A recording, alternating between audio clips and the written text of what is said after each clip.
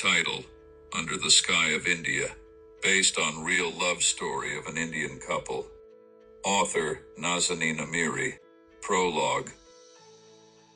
In a small, forgotten village nestled amidst the lush jungles and emerald green rice fields of India, two restless souls found their way to love, despite the crushing weight of hardship.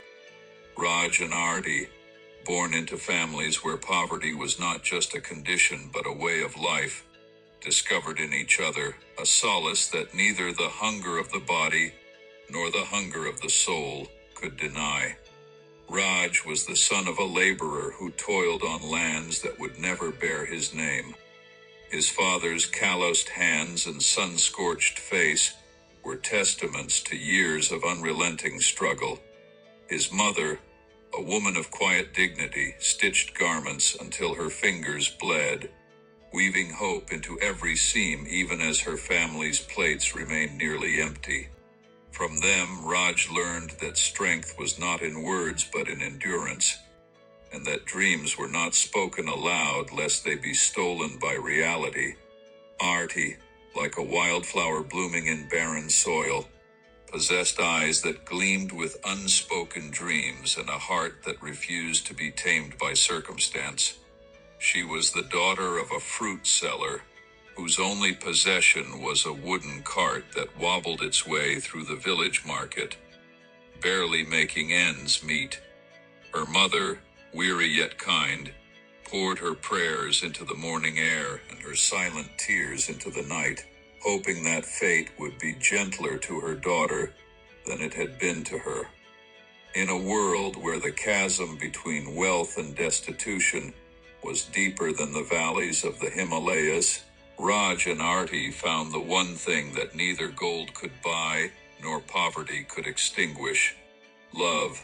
A love that defied hunger, tradition, and the suffocating weight of expectation. But could love alone withstand the cruelty of fate? Could it survive the unyielding grasp of societal norms, the mercilessness of an unforgiving world? This is a tale of love in the face of adversity, of hearts that dared to dream beyond their circumstances, and of a hope that, even in the darkest of nights, refused to be extinguished.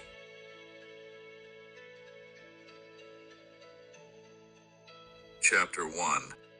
Blossom soft love in the ashes of poverty. The morning sun rose gently over the horizon, casting a soft golden light through the towering palm trees. The scent of damp earth mixed with the crisp aroma of the rice fields, and the village of Chandrapur slowly stirred to life. Roosters crowed, women swept the dirt pathways in front of their mud brick homes, and the distant hum of an awakening world filled the air. Here in this small, forgotten corner of India, where poverty was not just an affliction but a way of life, people clung to hope like a fragile thread, thin, yet unbreakable. Raj had known hardship for as long as he could remember. At 18, his days were filled with labor, hauling sacks of rice under the scorching sun, plowing fields that would never be his, and returning home at night to a silence that had long since become familiar. His father, a landless farmer, spent his life toiling in another man's fields, his hands rough and calloused, his spirit worn. His mother, ever resilient, spent her days stitching clothes for a pittance, her tired fingers weaving together more prayers than fabric. On the other side of the village, Aarti's world was no less difficult, but she carried it with quiet defiance. She had inherited her mother's resilience and her father's sharp mind, and though her hands worked tirelessly, chopping vegetables at dawn, washing clothes in the shallow village stream at dusk, her eyes held a quiet fire, a refusal to accept that life would always be this way. She was different from the other girls in Chandrapur, who had long since surrendered to the fate of early marriages and endless domestic duties. Aarti dreamed of something more, even if she could not yet name it. That day, fate was about to change everything. After hours of back-breaking labor in the fields, Raj made his way to the village market, where life pulsed with raw energy. Vendors shouted over one another, bargaining voices rose and fell in a chaotic rhythm, and the scent of fresh coriander, mangoes, and spices filled the air.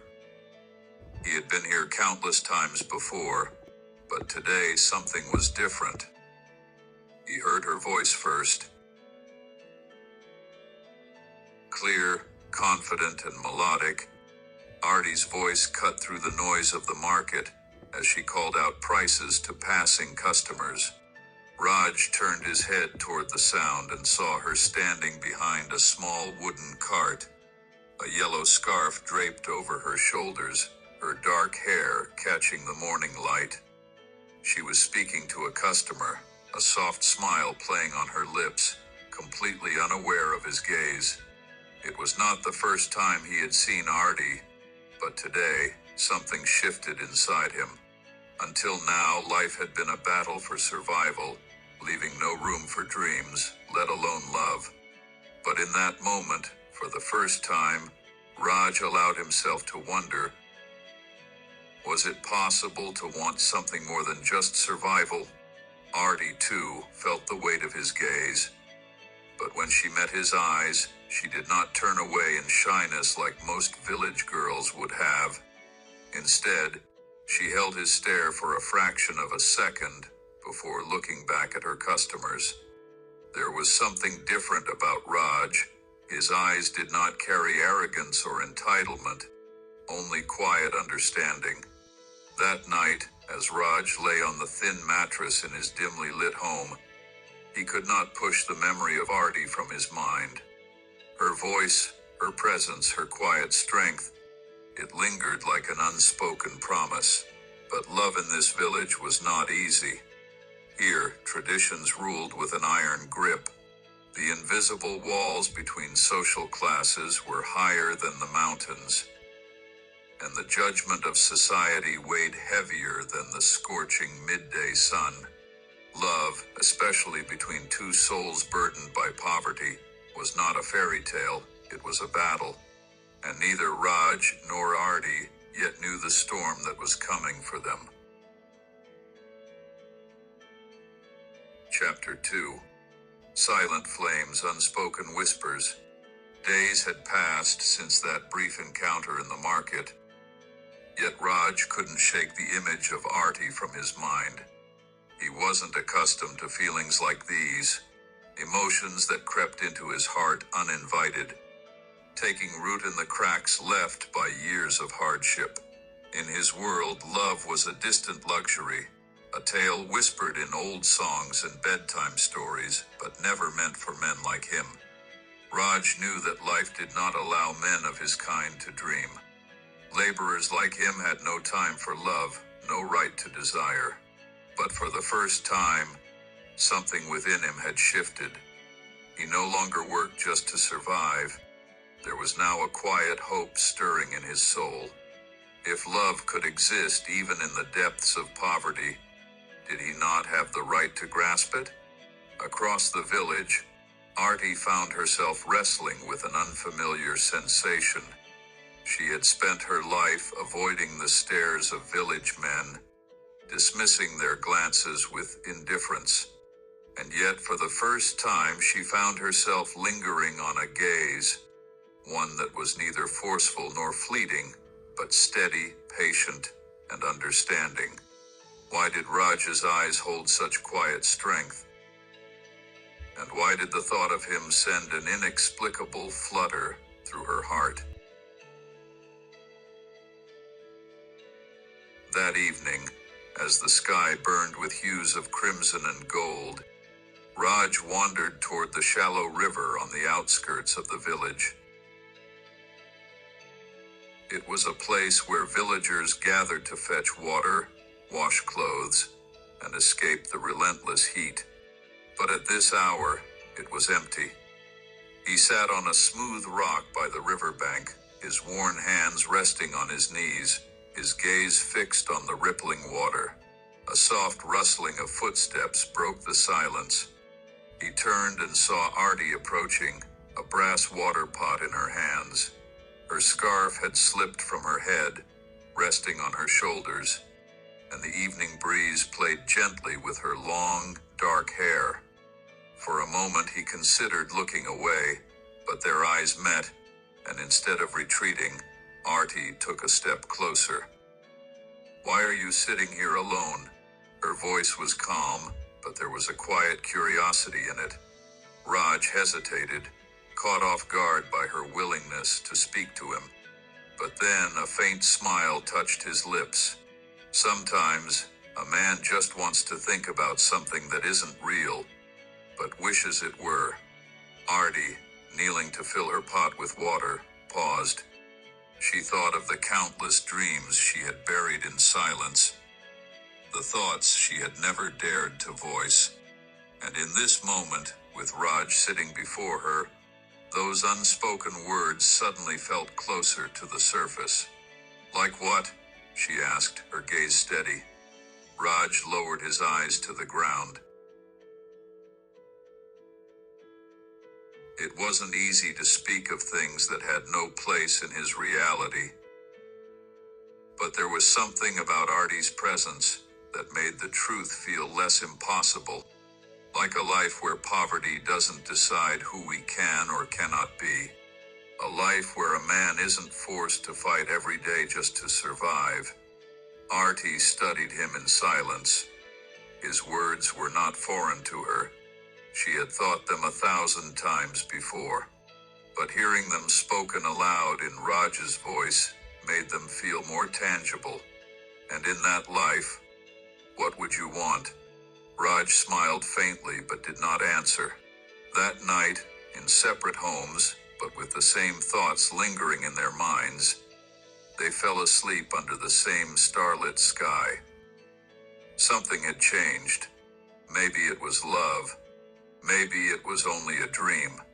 But they did not yet know that dreams, when born in the hands of fate, do not always lead to happiness. Sometimes they lead to ruin. And in the days to come, their love would be tested in ways they never could have imagined.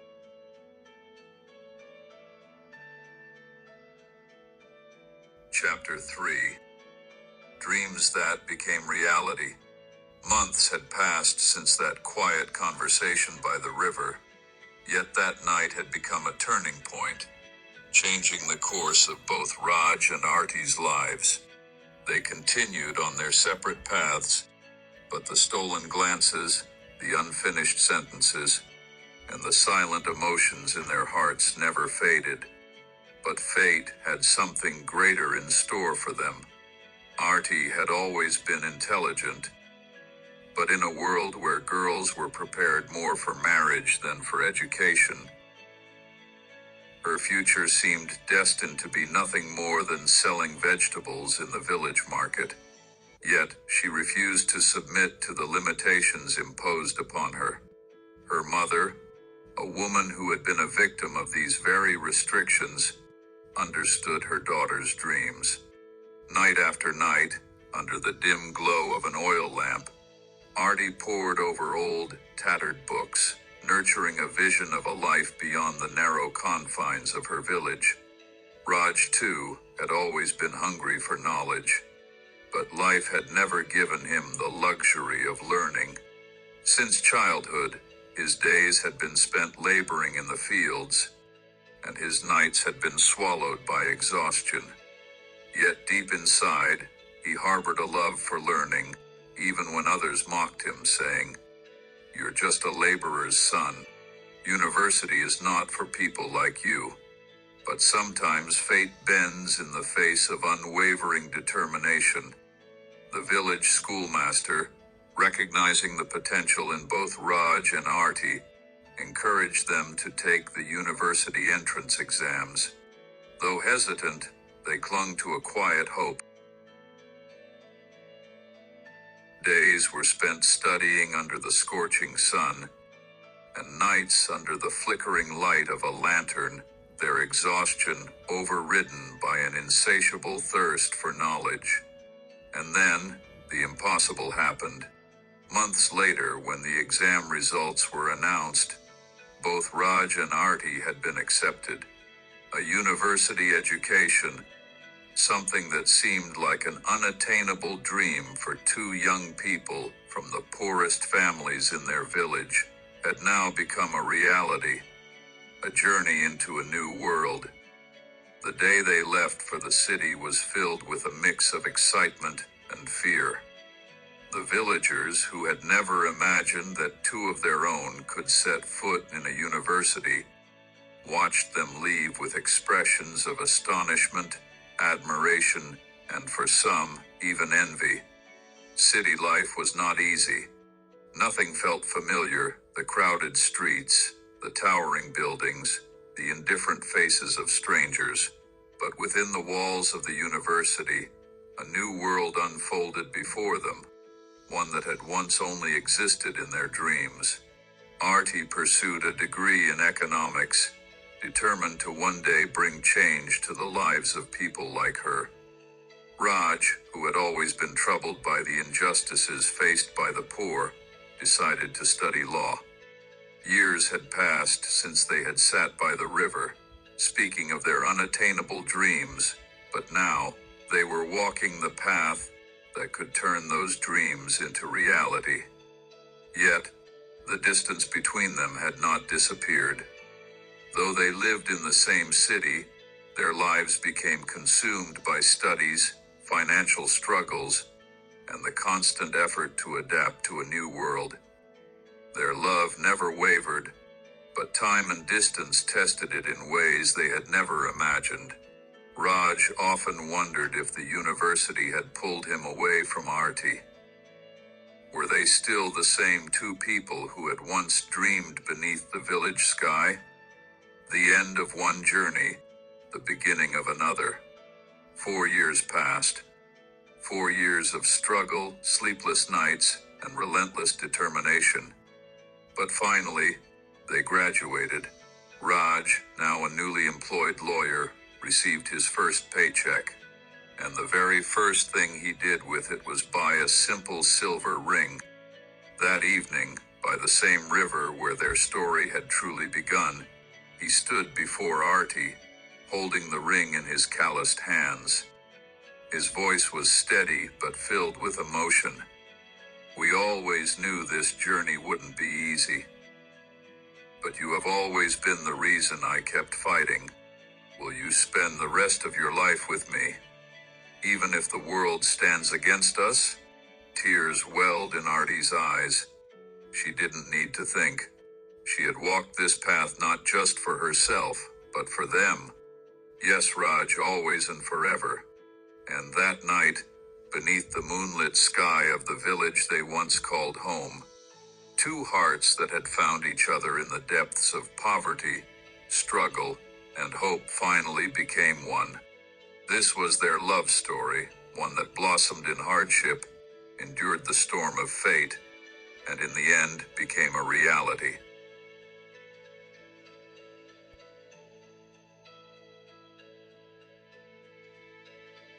Chapter 4. Love, Fate, and What Was Lost. That night by the river, where they had whispered their dreams to each other, Raj and Aarti promised to be together forever. No longer would poverty separate them, nor would destiny drive them apart. At least, that's what they believed.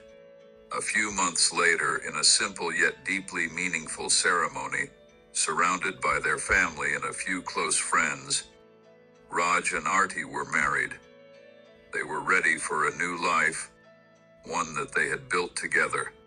But something in Raj's heart told him that this happiness, though real, was fragile, like a light that could be extinguished with the slightest breeze. After their wedding, they decided to migrate to Mumbai for a fresh start. The city, with its crowded streets, towering buildings, and lights that illuminated the night like the day, was a world entirely different from the peacefulness of their village. But Raj and Aarti were together, and that was enough. Life in the city. An unfinished dream. Life in Mumbai was not easy.